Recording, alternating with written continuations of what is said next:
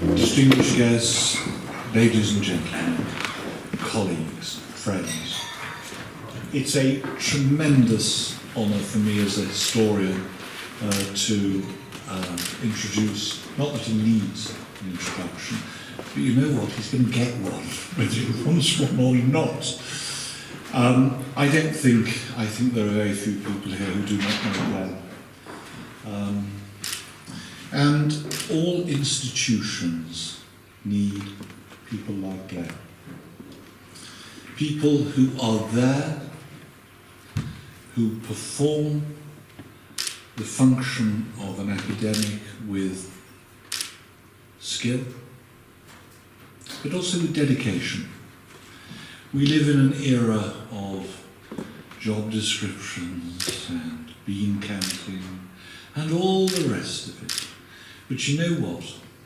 If you ever had to compile a description of what Glenn does, you'd actually need a rather larger job description than currently exists. Because what Glenn has done, joining St Mary's in 1997, and we are privileged to have here his Vater Doctor, David Starkey, who is, I think, if David will forgive me, his only begetter. We leave that hanging there. I do not require anybody to be too graphic. But Glenn does come out of, and I think David is very famous, and people often say he's a television historian as though that is somehow a denigratory thing. My own view personally is that one of the problems with modern academia is it's become too divorced from the public sphere, and David performs a very vital function. But actually it's forgotten, and it should not be forgotten, that David has also, and Glenn is part of that, David has generated a group of historians who were trained and who do the job of a historian, but also do it in a way that means that they are accessible to the general public, and that is Glenn.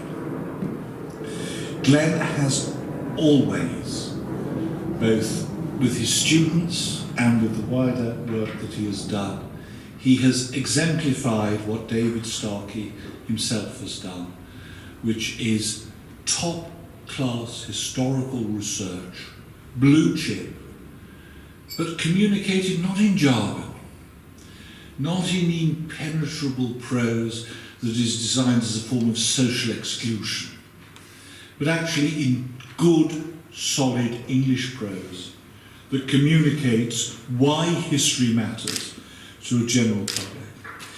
Glenn's own contribution has, and we shall hear more of it this evening, has been around Tudor England's political and cultural relations with continental Europe.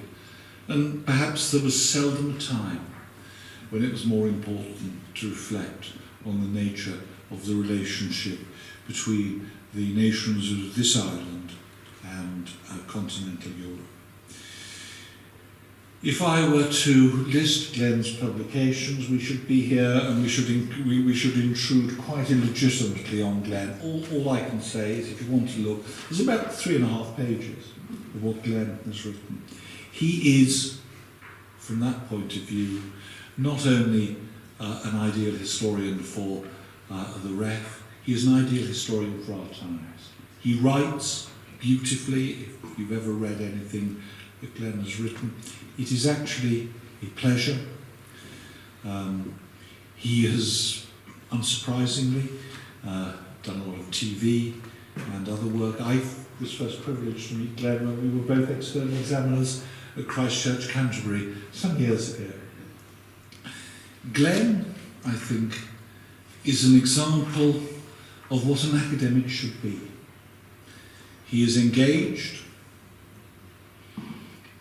His students speak, and you can't fake this stuff, his students speak very highly of him. His peers speak very highly of him. And in terms of a chair anywhere, Glenn would be an ornament And without further ado, I ask Claire to talk to us on, I think, you'll see how fascinating it is. Do kings have friends? Claire, over to you. Thank you very much.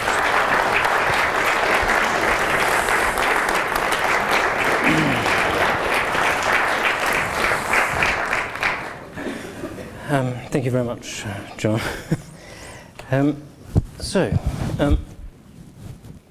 Pro Vice-Chancellor, ladies and gentlemen, thank you very much for being here this evening and sharing this occasion with me.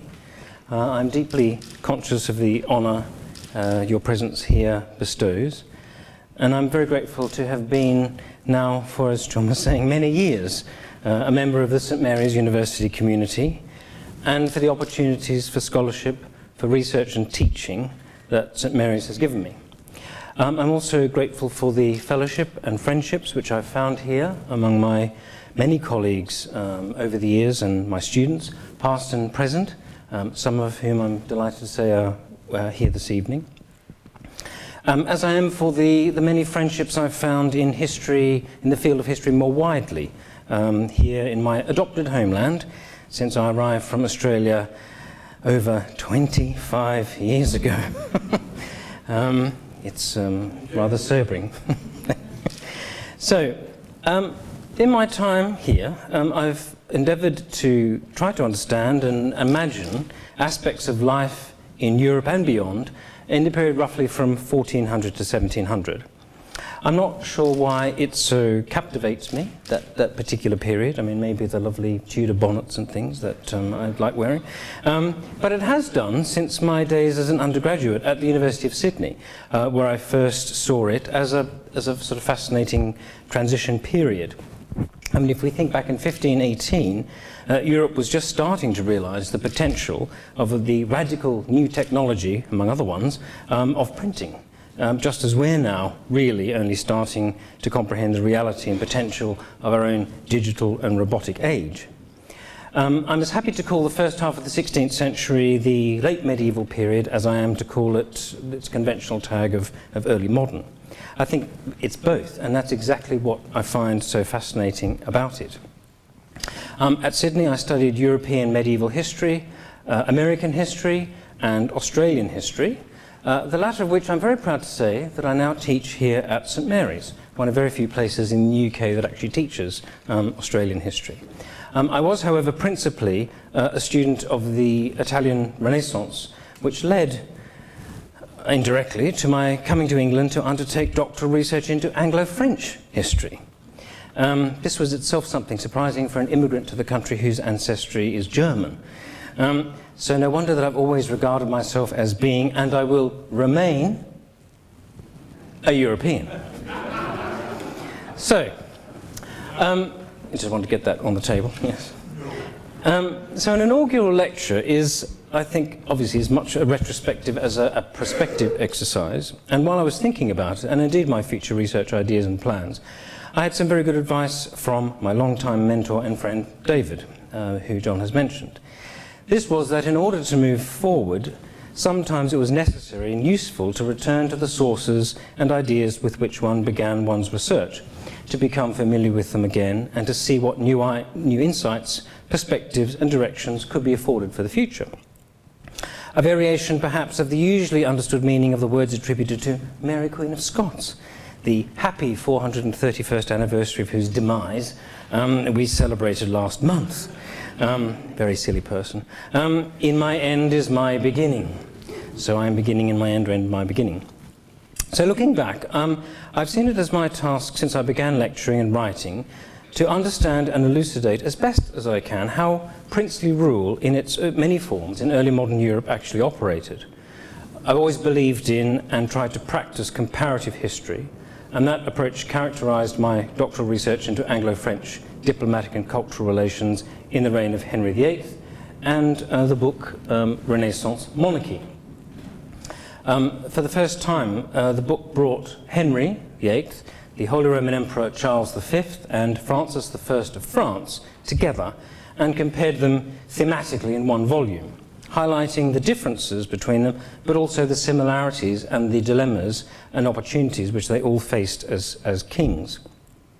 The book explained how and why, in the early part of the 16th century, European kingship's ancient rights, responsibilities, and limitations were recast anew in a complex model of sovereignty, which was characterized by a very self-conscious belief that kings had to prove themselves to be three things.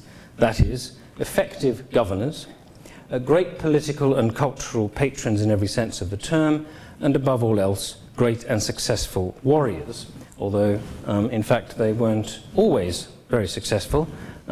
This is an image of Francis I having a rather bad day in 1525 when he lost the Battle of Pavia. And they had all to do these things on a very impressive scale, demonstrating what contemporaries recognized as the character or the virtue, as they would have called it, of what they called magnificence. That is, with a compelling force or aspect. Because of the rivalry between the members of this extraordinary triumvirate of kings, all born within a decade of each other, I maintained that they did in fact do most things on a much larger and sometimes spectacular scale, more routinely than did the bulk of their medieval predecessors. And their actions and their reputations for taking them in turn played a significant part in shaping the monarchies of their successors, at least until the end of the 17th century. There's Henry, in the early part of his reign, looking very spectacular, with his rings on his fingers and bells on his toes, the kind of bling kind of aesthetic which Henry liked. There is, in complete contrast, the rather lugubrious Charles V, who I know is very important and is a very significant monarch, who I have a lot of time for in a way, but he's not always the most interesting kind of character. And then there is, of course, Francis I, their contemporary, who was probably my favourite, as it were.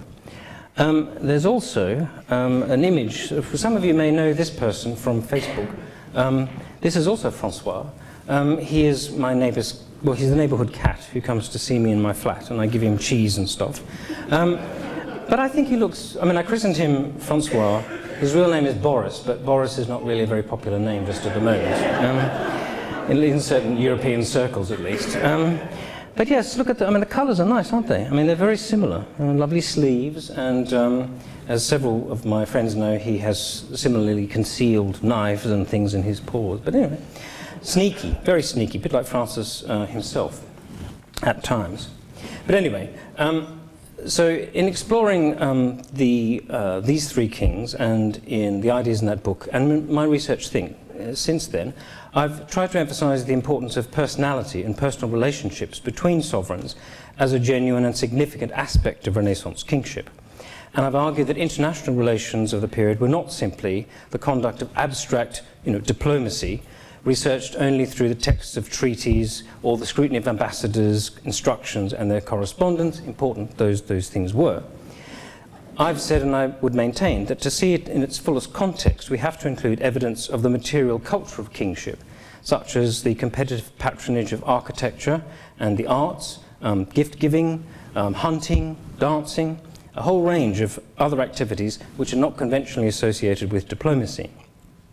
I think these days such a notion is more accepted as part of the historiography of the period, but it was certainly not how international relations were written about when I first set out. And it is, of course, within these kinds of shifts of scholarly emphasis that the personal dimensions, such as friendship, which I'm particularly concerned with this evening, began to emerge as valid and significant subjects of study. One aspect of friendship in a very broad sense in international relations that I have shown to be important was what I've called chivalric peacemaking. That's as distinct from peace itself, so taking the opportunity to make peace. That is to say, these three kings made peace with each other according to the shared values of an aggressive, militaristic and honour-bound elite across Europe. This kind of peacemaking worked best, perhaps in any age, and certainly in this one, when it was seen to be as profitable and as magnificent, as status-enhancing for a monarch, as warfare upon which he would otherwise prefer to be engaged. The man who certainly understood this way of peacemaking, and who, in a sense, could be said to have invented it almost for his generation, was not himself a king, but a prince of the church, namely Cardinal Thomas Wolsey. 500 years ago this year, prompted initially by Pope Leo X. So Leo, oops, oh, by the way, there's another cat. I saw this for the first time a few weeks ago when I was up in Ipswich doing a talk on Wolsey. It's interesting because I don't particularly like it as a sculpture, but it presents Wolsey as not the great Lord Chancellor, Cardinal and everything, but Wolsey is the teacher, that he's sort of meant to be sitting there lecturing to the passing burghers of Ipswich. And he's got this cat. And I'm still trying to find out the origins of the story of Wolsey and his cat. And there's also spiders involved. A very particular nasty big spider that apparently lives in the Thames Valley, or lived in the Thames Valley in the 16th century. And there are two theories. Did Wolsey keep a cat to frighten the spiders away, or did Wolsey have the cat to protect the spiders because he thought they were lucky? It will shortly form the subject of a academic journal article or something. But I just thought it was interesting. It's not a view of Wolsey that one gets very often. But anyway, Pope Leo X, as I said, in 1518, fears of the Ottoman advance into Western Europe, which was then going on, prompted him to want to call a truce between all the European powers. Wolsey conceived instead of what became known as the Universal Peace. That is the first genuine effort, and I think it was, at least for a time, genuine, effort among European states, then collectively known, if not for very long or for very much longer, as Christendom, to end war between them. It was largely negotiated, concluded, signed and sealed, not in Rome, but here in London, in October 1518. I'm slightly cheating here. This is actually an image from a later peace treaty, but it shows Princess Mary, the daughter of Henry VIII, and she's standing between the arms of England and France with the orders of the Garter. It's actually a copy of the statutes of the Order of the Garter presented to Francis I later. But you get the idea of this glorified peace that was organised in 1518, not just between England and France, but throughout Europe. And in a sense, it was the first European effort to end all wars, exactly 400 years before the war to end all wars itself came to an end in 1918. Now, the details of how all this was done and its consequences are not my subject this evening, but I wanted to note two things in passing. The first is that it resulted in perhaps the most ostentatious political event of the late medieval period, namely the Field of Cloth of Gold, the meeting between Henry VIII and Francis in June 1520. The event was not in any sense a peace conference as it's commonly regarded to be these days, but was technically a tournament and an entertainment involving about 12,000 people. Politically, it was an attempt by the kings of England and France to intimidate, by ostentatious display of their wealth and power, the cooperation of the other in this aforesaid universal peace, which at that moment each king saw as advantageous to himself.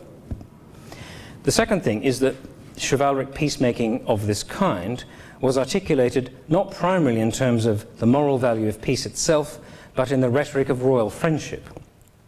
In common with several of their medieval predecessors, these two kings, by these treaties, officially became each other's personal friends, brothers in arms, and family, not merely allies or partners to an agreement in a modern sense. This was because it was believed that a bond between princes was the most effective way of securing peace through fidelity to agreements between them. And peace never happened and was rarely kept for its own sake. But what is perhaps striking in this particular instance is the extent to which in the years that followed, genuine efforts were made on both sides to translate the rhetoric of friendship and brotherhood into some sort of reality which advantaged both sides, at least for the time being. And led to all kinds of expenditure and things on that occasion. I won't talk about that this evening. Safe to show you this lovely image, which I quite like. If you want to know what Henry VIII's bottom looked like in 1520, that's what it was, because this is from the foot combat armour, which he used on that occasion, and it had to fit you like a Savile Row suit. So there you have the physique of the young Henry. The required skills of monarchy, which might include having a nice bottom, I don't know, depended to a considerable extent on the individual king's personality, aptitudes, and not least his physical strength, which is alluded to in that armour. Now, if I were writing Renaissance monarchy again now, I would want to put the issue of gender masculinity much more squarely in the analysis. Relatively few European monarchs possessed physiques like Henry and Francis with which to embody these ideals, yet all had nevertheless somehow to demonstrate the ascribed trait of manly prowess, strength or character, and the mental ability and authority.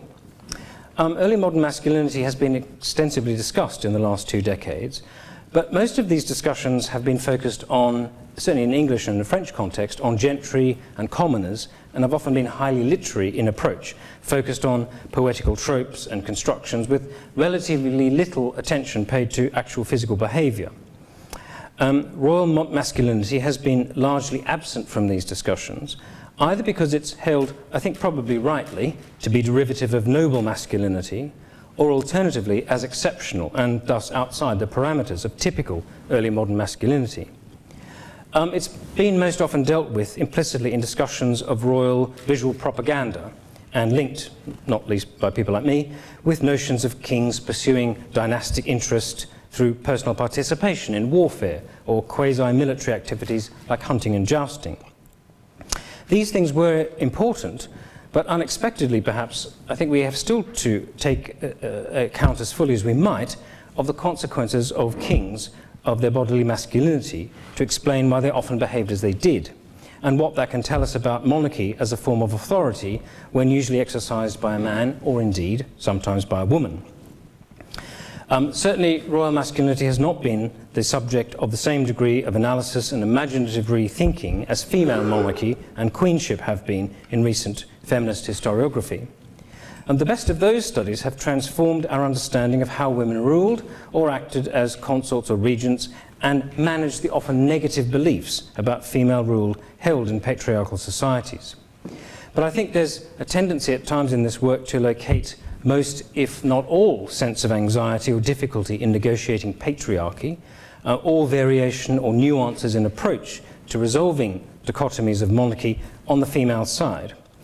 In other words, to see individual male monarchs' relationship to monarchy itself and to patriarchy at a further remove as, on the whole, unproblematic.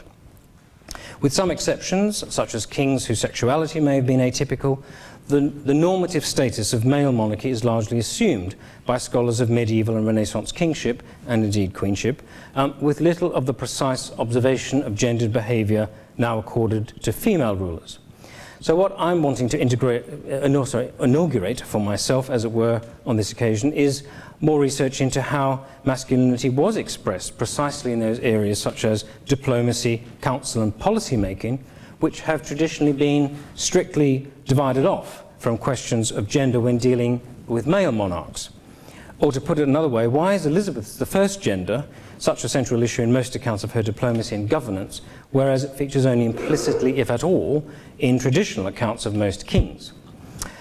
Now, of course, it's easy for me to say that, because if there were ever 2 European kings whose masculinity has been focused on more than any others, they would be, Francis I and Henry VIII.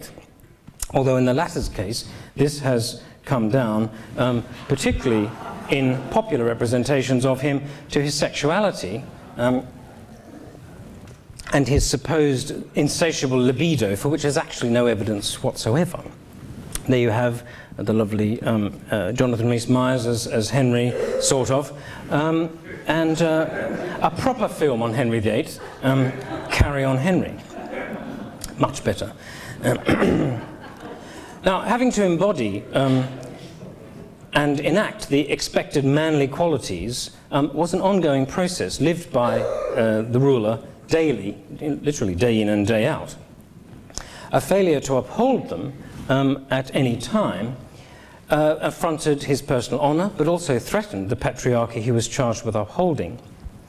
Consequently, princes had an even greater obligation than their fellow noblemen to perform as men throughout their daily routine and throughout their lives, and it is in this context that I've thought particularly about the king's friends, and more particularly his companions.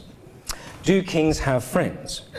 It was a question first posed to me by my friend Tony Claydon after a seminar I gave on the court of Francis I a while ago. I suppose I'd always assumed that as human beings, King did indeed have friends, and that must surely be so. But what the question was really getting at is what does friendship with a king mean, or between kings and their subjects? What does it entail? How is it recognised? There are ample, I would suggest, glimpses in historical records of emotionally effective interactions between kings and their subjects that we would identify in modern terms as male friendship, or at least friendliness. And terms such as favourite, boon companion, etc. were used to describe some individuals who were taken to be the king's intimates. Regarded as first among equals with their fellow nobles, kings were nevertheless, by dint of inheritance, coronation and recognition, still of course first and superior. So that is sort of tricky with a friend. How can you be a friend with somebody who's inherently superior to you? Much of the field of court studies to which I've contributed over the years has been concerned with showing how royal courts were organised and functioned precisely to emphasise the sacrosanct status of the monarch and to delineate through ritual and office holding who had access to him and on what terms. Being a king's friend was obviously never a simple matter of whether you liked him or indeed whether he liked you, although that could be involved. Contemporary theorists of princely power, from Erasmus and Machiavelli, Sir John Fortescue, Sir John Skelton, among others, are largely silent on the nature of friendship. Although interestingly, Montaigne in his essays does talk of it as the absolute concurrence of affection. But he also laments its rarity, particularly among nobles, which he calls for more of, and between princes and their subjects. Most of these kinds of tracts evoke classical authors back to Aristotle and Plato, and specifically Cicero and his book on moral obligations. And they allied them with the values of the medieval Romance tradition, which is expressed in things like the Roman de la Rose, Armidus of Gaul, the Book of Chivalry, and the Arthurian legends, which always celebrate the honour code amongst the militaristic elite, focused on service, loyalty, bravery, and honour. And they suggest between them that those who demonstrated these qualities in their dealings with their lord or prince or king not only validated their own status as honourable, but just as importantly upheld and supported the honour of that lord, and thus supported him in his role as head of the patriarchal society over which he ruled. And to do so, to offer that support in a variety of contexts, was in that particularly militaristic culture, in a sense, to be a friend of the king, and to do otherwise was to be its opposite. One intersection of these issues of royal authority, gender, counsel and friendship, which I've focused on, is how young kings in particular, and you see the young Henry VIII here, young kings in particular negotiated the considerable patriarchal expectations upon them at their accessions. I'm not talking about minors, I'm talking about kings recognised as such, but with regents, not with regents or protectors, but kings in full sovereignty, but still young. Our modern assumption is that when such a king became a king, everything fell into his hands and into place immediately, and that he was possessed of full political power as well as sovereignty.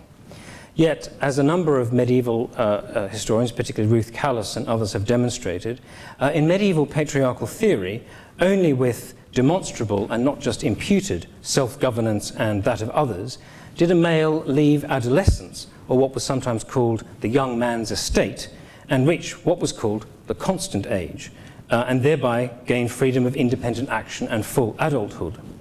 Normally this age was arrived at by the late 20s to mid-30s, in the course of acquiring publicly framed roles in a trade or profession as a husband, father and head of a household. Now, this evidence seems surprising given our general belief that people, as it were, grew up quicker in the past. Of course, technically, sovereignty did confer adulthood. Kings were regarded as chosen sons of God and fathers of their people, charged with embodying the very patriarchal order with which it was believed that any society had to function. Yet contemporaries could see as plainly as we can that although given full authority, the 17-year-old Henry VIII, or the 16-year-old Charles V, or even the 20-year-old Francis I, was still in their terms an adolescent, a particularly anarchic, unstable creature in patriarchal society. And if the contradictions of this position could not be ignored, in fact, how were they resolved? The evidence suggests that the theory of the sovereign's two bodies, often evoked by historians in discussing female rulers, obtained in these instances. In this case, or in this view, the king's constitutional or state body publicly wore the crown, wielded the sceptre and sword, and performed his role in full authority and legitimacy. Meanwhile, the king's actual young male body and mind was still apt to be governed and trained by older males. And in fact, when we turn to the contemporary and near-contemporary accounts of Henry, of Francis, and to a lesser extent of Charles, we find that it is in precisely this kind of dichotomy that their early lives are constructed. One example of that is Henry's marriage to Catherine of Aragon in June 1509, which you see depicted there in a woodcut. This was the king's decision alone, and one of the most important of his reign. Yet it's interesting that in Edward Hall's famous Chronicle of Henry's reign, which appeared much later, he's portrayed as insufficiently mature at not quite 18 years of age to have made a valid decision to marry, or at least to marry Catherine. Instead, Hall asserted, Henry had been prompted and guided by older men, chiefly the members of his council, quote, by reason of which motion the king being young and not understanding the law of God, espoused the said Lady Catherine the 3rd day of June in 1509, unquote. Now, of course, this is special pleading by Hall. He's trying to get Henry off the hook decades after his divorce from Catherine. And yet it was clearly a presentation of Henry's youthful inexperience that the author thought convincing for his readership, and it was one which Henry himself perpetuated in the course of the annulment case. Yet, as Garrett Mattingly first insisted, historian of the Tudor reigns, by 1509, Henry and Catherine had already established a close and romantic relationship. It's worth recalling that Catherine was by some way the most exotic and compelling woman at the English court by reason of her royal status and her personal attributes. If not exactly flirtatious, then she was at least alluring and could be charming. Jack Scarisbrick, great biographer of Henry VIII, suggested that Henry had subsidized Catherine's expenses in her years of internal exile after the death of his brother Prince Arthur. Clearly Catherine needed and wanted Henry, yet Henry also apparently needed and wanted Catherine, who, as Anne Boleyn would later do, appealed to his enormous but sensitive ego, and for very similar reasons. As a teenage king, how better to show himself exceptional than to marry someone who was in his eyes a real woman? I mean, Catherine was 23 in 1509, and a foreign princess, just the sort of woman proper kings were supposed to marry, and one who was by then, he was sure, loved him not merely as her sovereign, but as her man. Henry certainly told his new father-in-law that he'd married for love, not reasons of state, although they were undoubtedly part of the deal. If he was still free, Henry told Ferdinand, he would choose her in preference to all others. So more perhaps than in many conventional dynastic marriages between strangers, Catherine was a vital part of Henry's becoming a king and a man in his own right in the eyes of the world. And her love for him was expressed in the chivalric terms of loyalty and service and advice at times, affirming the king's masculinity, legitimacy and authority, even as it was acted out publicly, as you see here, the great tournament roll of 1511, celebrating the birth of their first son, Prince Henry, who died shortly thereafter. So supporting his legitimacy and authority, acted out publicly in the manners and mores of the courtly love tradition, with Henry playing so loyal heart to his Lady Catherine. All of this only makes his later repudiation of her, with the accusation of preventing him becoming the king he wanted to be because of the lack of a male heir, perhaps all the more poignant.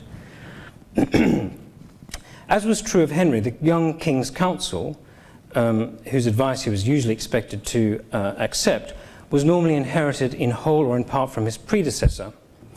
Determined usually to maintain that predecessor's policies, or at the very least wary of novelty, such councillors tended to keep the king in a sort of tutelage until he found a way to make it acknowledge the reality of his personal rule.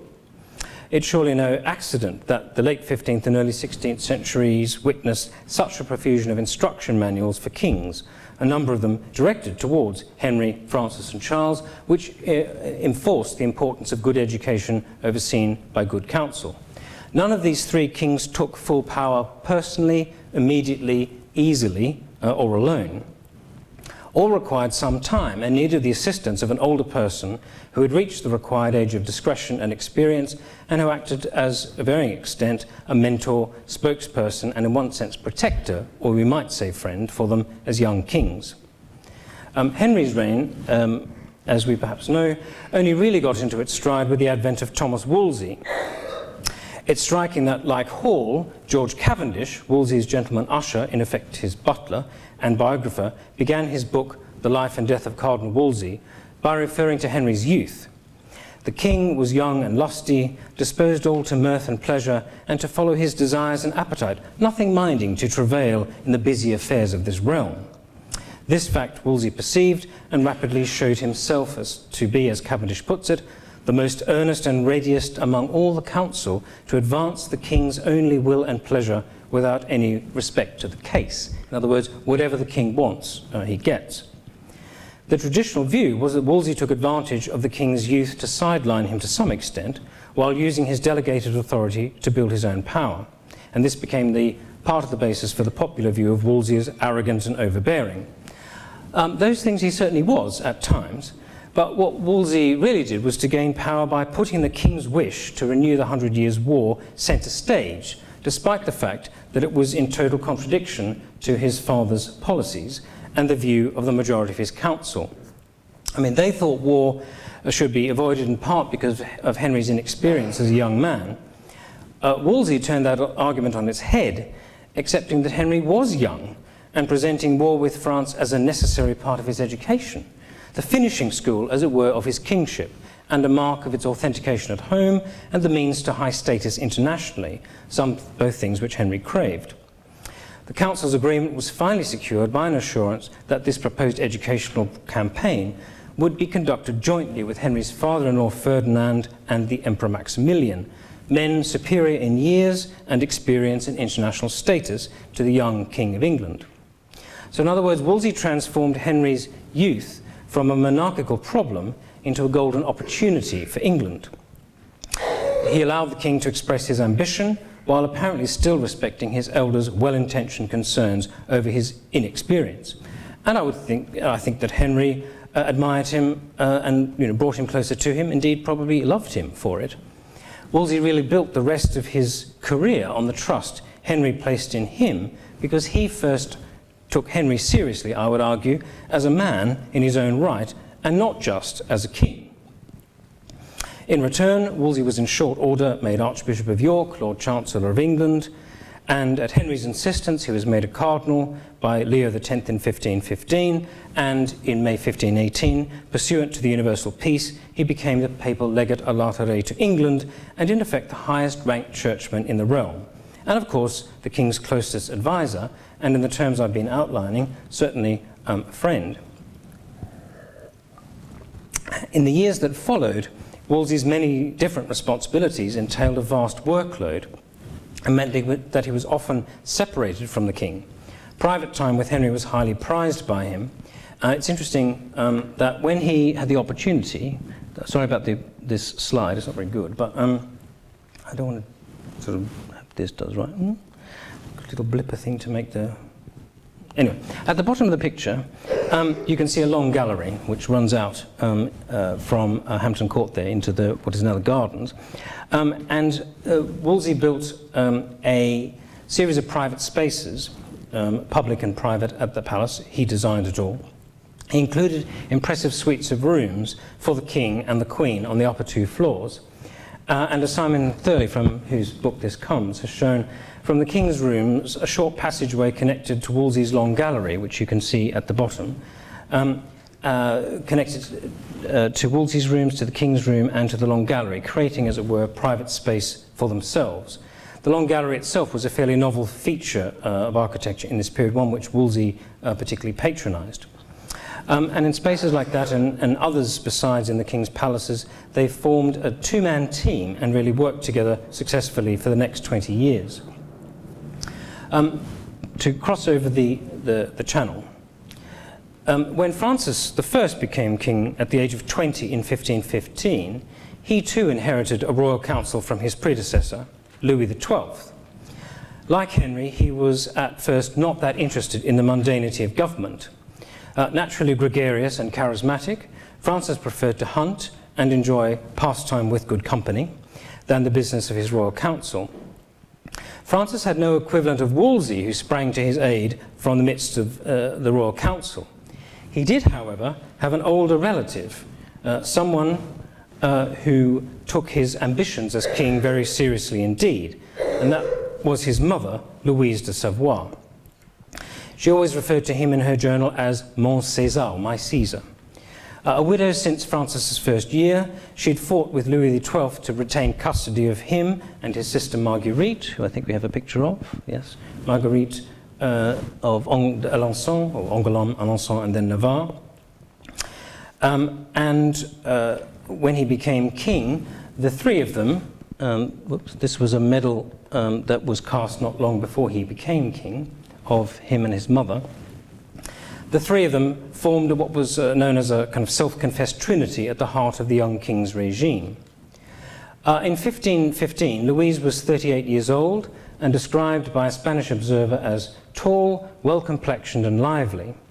As he put it, she always accompanies her son and the Queen and plays the governess without restraint, unquote. English ambassadors understood this perfectly well from the outset. Writing to Wolsey, with whom Louise worked very closely on Anglo-French peace in October 1521, 6 years into the reign, the ambassador Sir William Fitzwilliam told him, "Also, sir, if there be any point your grace stick at, my poor opinion is your grace write some letter to my lady, for I have seen in divers things since I came hither, that when the French king would stick at some points and speak very great words, yet my lady would qualify the matter, and sometimes when the king is contented, he will say nay, and then my lady must require him, and at her request he will be contented. For he is so obeisant to her, that he will refuse nothing that she requireth him to do. And if it had not been for her, he would have done wonders. And if he send any letter to me for her, I can be with her in a day in post." That's to say, rather as ambassadors in England understood that the key to Henry was Wolsey, in France, for a good time in Francis's reign, people understand that it's Louise you've got to get to in order to influence the king. Louise's care of her son was all-encompassing. At the start of the same year, 1521, in a session of Christmas-tide revels, Francis had participated in a mock siege of a house belonging to the Comte de Saint-Pol at Romorantin. Someone accidentally or otherwise dropped a heavy smouldering log or torch on the king's head from an upstairs window. Not surprisingly, he was knocked unconscious, and his life lay in the balance for several days, which was not good for continuity in government, but he had his mother by his side, and he took weeks to recover under her care. The closeness of their relationship was also reflected in the direct connection between the apartments in the royal residences, and slight echoes here of what I just showed you with Henry and Francis. The dark patch with the long gallery is at Fontainebleau, and they were actually Louise's apartments in the early part of the 1520s. The gallery was still being built at that point, but Louise first occupied the dark shaded apartments until her death, and that only then did Francis take over these rooms. And his rooms were right next to hers in the sort of grey shade at the top, so they were very closely connected indeed. Clearly there was great trust and loyalty between them. Louise was regent for her son twice. Yet, although helpful, and undoubtedly he did find her as such, as mother and perhaps as friend, his mother's influence also presented Francis with a difficulty. Her near presence to him and that of his sister ruffled sensibilities in France and beyond, and there were accusations of what in a later generation might be called petticoat government. That is, he was accused at times of being effeminate in the original meaning of the term, that is, too much influenced or with women. And his harshest critics might go so far as to say that it was not until Louise's death in September 1531 that Francis lately and finally began his personal rule. And there are perhaps parallels there with Henry's divorce and his own personal or mature monarchy, we might say, after Wolsey's death in 1530. Yet, in some ways, these appearances are also deceptive. In one way, Francis made his mark on the French monarchy and the court in particular within weeks of his accession.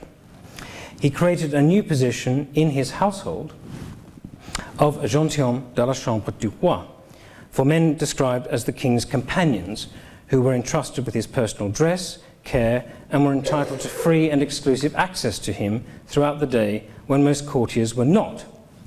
It's clear that it was the king's decision alone. Its novelty was striking, and it generated comment from French and foreign commentators alike.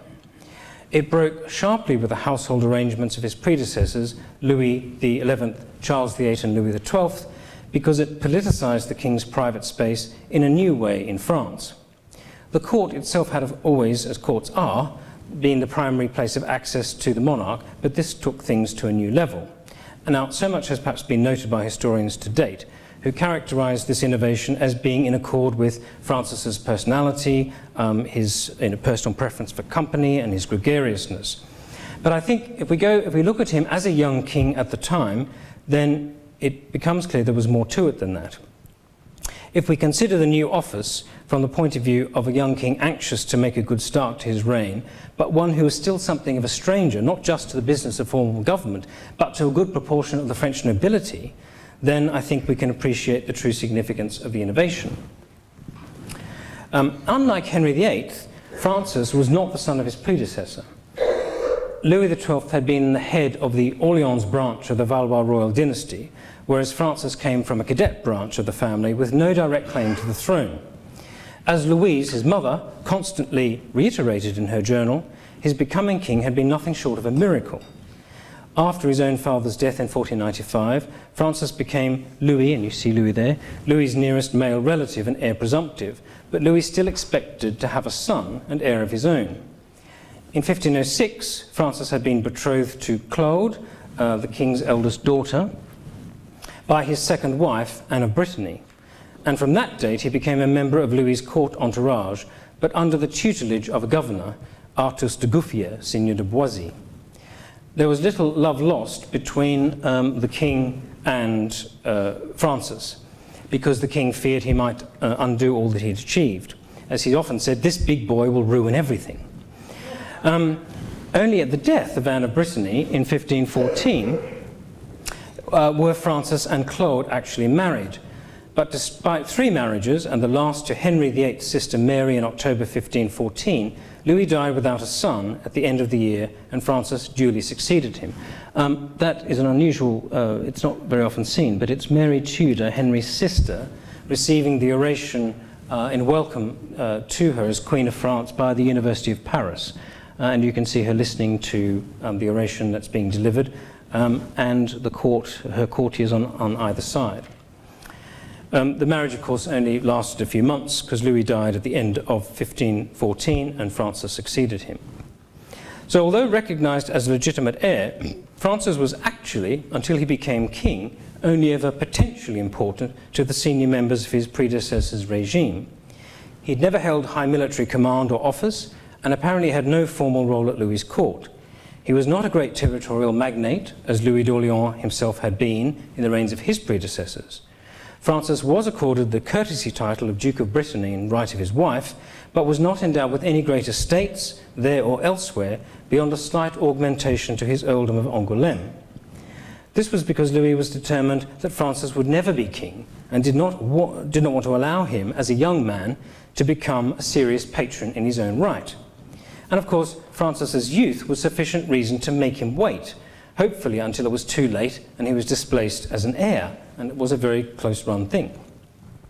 This being the case, and although personally gifted and esteemed at the French court and well beyond, Francis had a narrower power base and patronage network than virtually any other peer of the realm. He had, in a word, very few friends. Francis was politically, relatively speaking, nothing, until suddenly he became everything as king. Naturally, when this happened, everybody wanted to be his friend, in the terms I outlined above, not least the leading members of his predecessor's regime, but Francis appears to have had other ideas. As I've noted, because he had no sizable personal entourage with which either to complement or displace the one he'd inherited, he started to build one of his own, and central to that effort was the new office of gentilhomme de la chambre.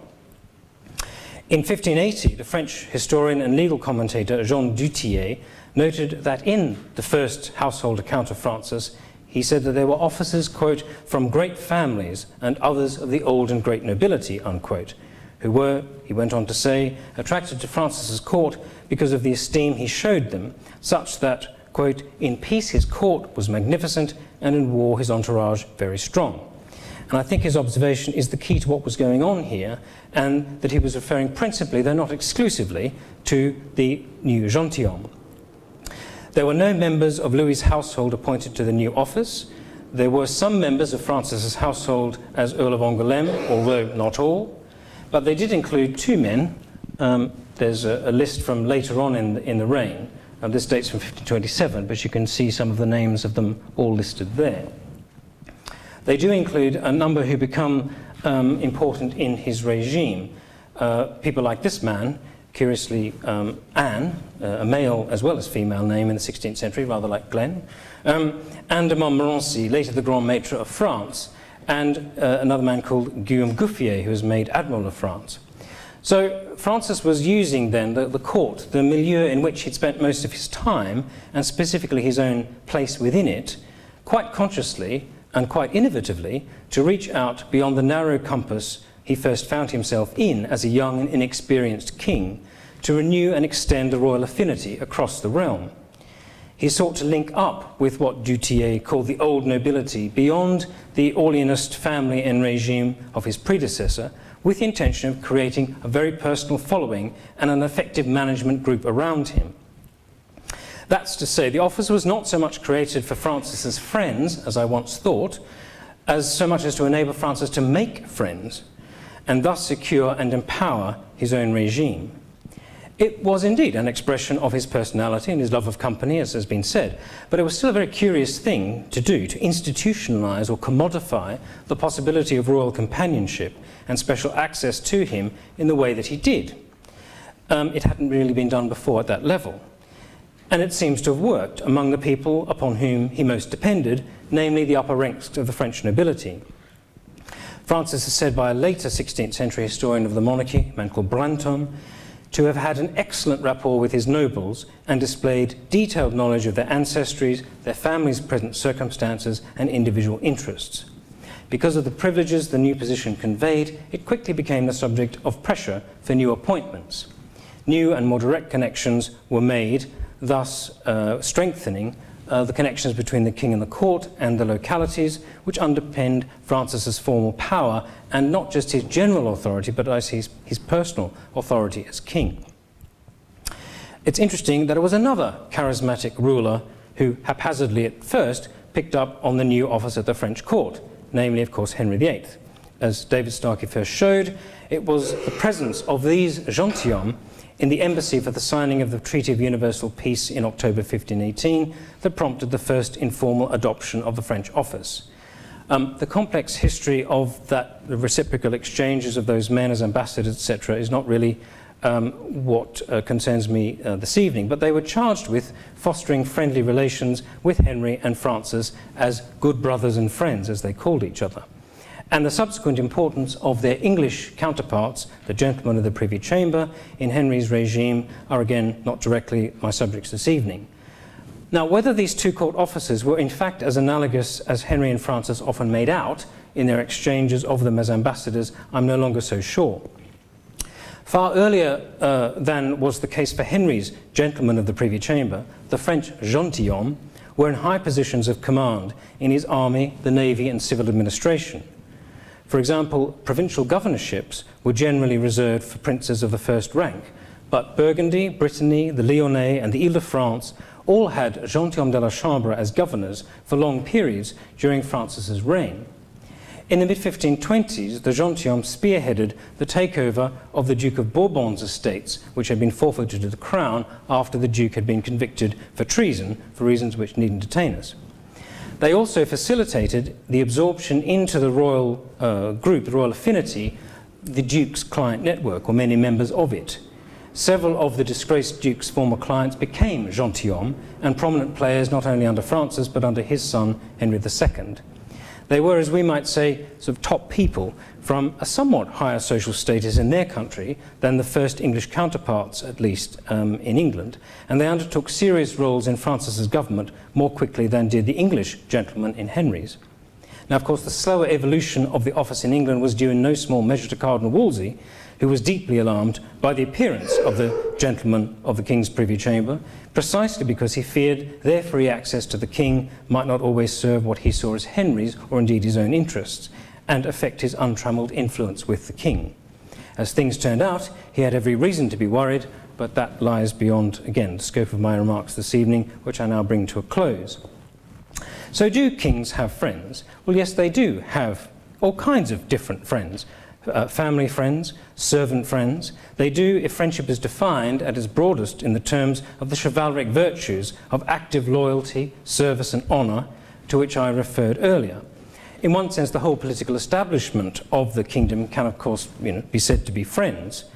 It would be idle to claim that every member of the lower nobility in France or every country gentleman in England was a friend of the king in our modern understanding of the term, but equally those individuals would be horrified to be thought not the king's friends. The whole system, in that broader sense, of pre-modern government depended on a series of patron-client relationships of service, protection and friendship in its widest meaning, right down the social scale.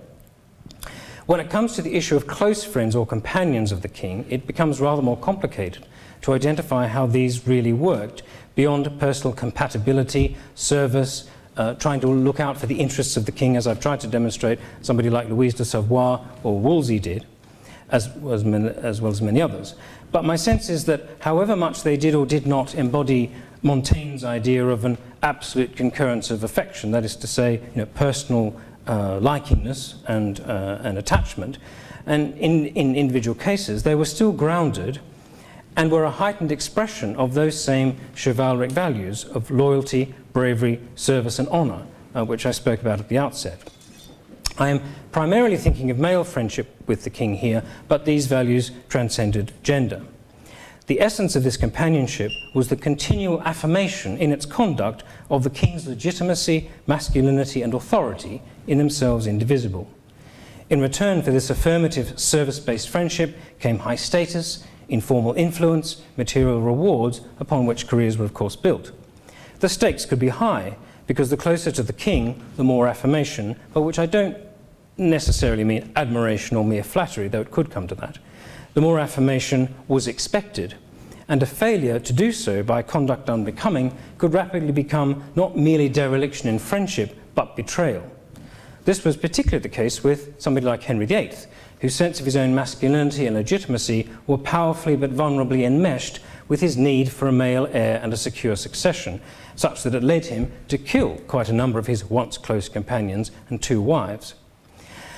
With Francis, other considerations are to the fore, but he too sought support and affirmation as a king in a new way, in a very direct way, at the time of his accession, when he was very young, in his creation of the office of gentilhomme de la chambre, whose ceremonial function was, as royal companions, literally to clothe the man with the costume and accoutrement of kingship at the start of each day and unclothe him protectively at its end.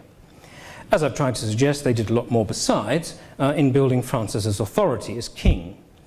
The office itself lasted at the French court down till the end of the Ancien Regime and was probably devalued in the process, such that we have lost sight of its true originality and effectiveness at its creation.